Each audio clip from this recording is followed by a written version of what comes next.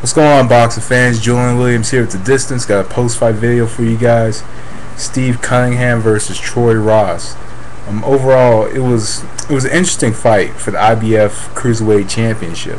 The championship has been vacant for about a year now since Tomas Adamek vacated the championship to move up north to heavyweight.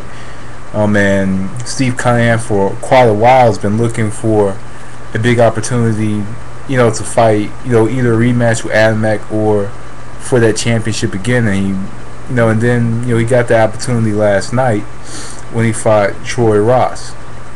Troy Ross was known for being the season 4 winner of the Contender, and I was overall impressed with his performance last night or yesterday afternoon American time. I was very impressed by that performance because I did have Troy Ross in control of the fight. I had Troy Ross winning it, especially with the knockdown in round 4. With the knockdown and kind of in the mid stages of the round, or actually beginning stages of the round, knocked him down. Perfect 1-2 combination, right left. And let me get onto the fight. In all the rounds, I think Troy Ross fought this fight very smart, because Steve Cunningham was not able to establish his jab because of Troy Ross's constant movement. He moved a lot in the fight, and he would kind of stay on the outside, and then he'd come in and throw his shots and get back on the outside as soon as he could. And also there were moments when he tried to kind of rough up Cunningham and would make him uncomfortable. And I just think he did a good job in this fight, just the way that he fought. Because, and one thing I've always said about Troy Ross was he didn't establish anything off of his jab. And he didn't really establish anything off the jab because he's not consistent with it. His jab is not accurate. He kind of uses his jab to kind of set up, I guess it's not to create space or keep his space, but he sets up the jab so he can move in the inside, get his shots off, and get back on the outside. I've always been somewhat impressed by his upper body movement. He does kind of move a little bit slow, but most of the time fighters don't land on him, even though that upper body movement is not as swift as it could be. But Troy Ross stayed on the outside and consistently landed 1-2 combinations. And Steve Cunningham, who continued throwing the left jab,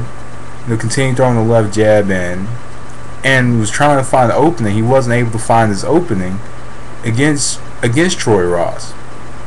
And also in the matchup, there are a few roughhouse tactics in the match. There were a few shots that were a little bit low, and they were right on the belt line, but it was pretty much making its way to be a pretty good matchup. I think, my personal opinion, I thought Troy Ross was in control in the match, because he stayed on the outside, he got his shots off from the outside, and Steve Cunningham, and I think with his movement, the movement from the outside, and him, consistently, just staying out and keeping the space and keeping the distance, Steve Cunningham wasn't really able to fight the fight that he wanted. Really, he was fighting Troy Ross's fight due to the fact that Ross was moving and he couldn't establish anything, and he couldn't get his feet set. And Cunningham isn't the type of fighter that can fight when you're consistently moving, because when you're consistently moving,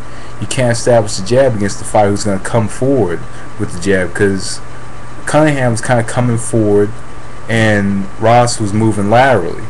So I think that's the reason Ross was in control in this matchup, was due to that. And also round 4, there was a thumb to the eye, and it was an obvious thumb to the eye, but was it a foul? I'm not going to call it a foul. I don't think he intentionally threw that thumb shot to the eye, because I just don't think that he'll intentionally throw that shot to the eye, because as a fighter, accidents happen, but at the same time fouls happen as well.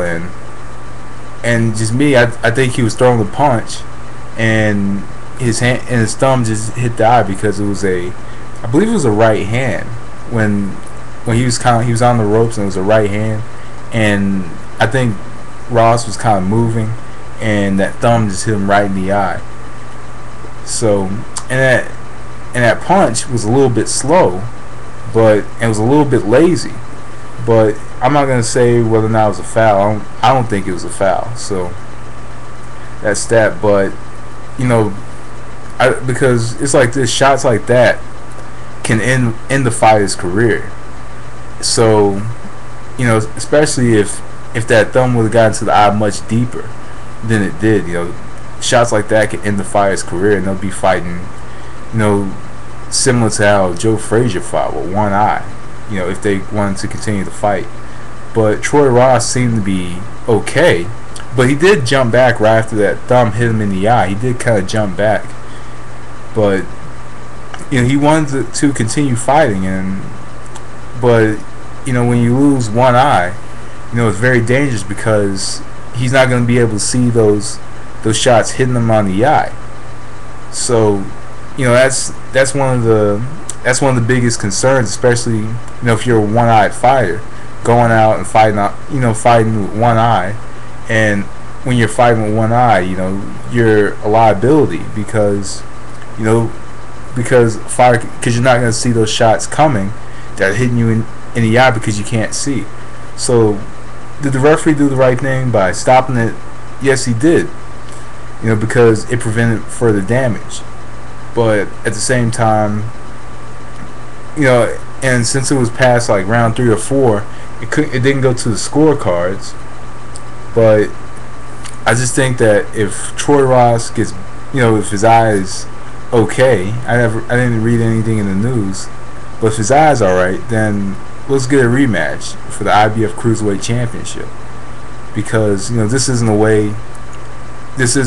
I'm not gonna say this isn't a way to win a championship, but you know, especially in a fight that you weren't controlling in the first place, unless, you know, it was a real legit knockout. But you know, the other man was injured and he couldn't go on.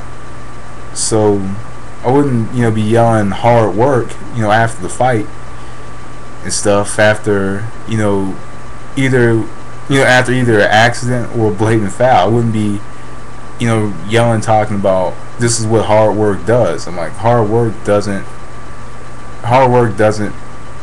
bring accidents to the ring or whatever, you know. But still, you don't have to really work hard to accidentally hit somebody in the eye or blatantly hit somebody in the eye. But who knows? But overall, me, I want a rematch to this fight. But me, I'm just a fan. I have no say in this shit. But you know, overall, this does warrant a rematch, and hopefully the demand for a rematch is very high, because not too many people were talking about this bout. But now I think a lot of people are going to be looking out for this fight. I think all eyes are going to be on Steve Cunningham right now, seeing who he fights next, and that's going to be very interesting to see who he fights next, whether it be Troy Ross, whether it be Matt Godfrey, BJ Flores, whoever. It's going to be interesting. So anyway, that was The Distance. Thanks for watching. Peace.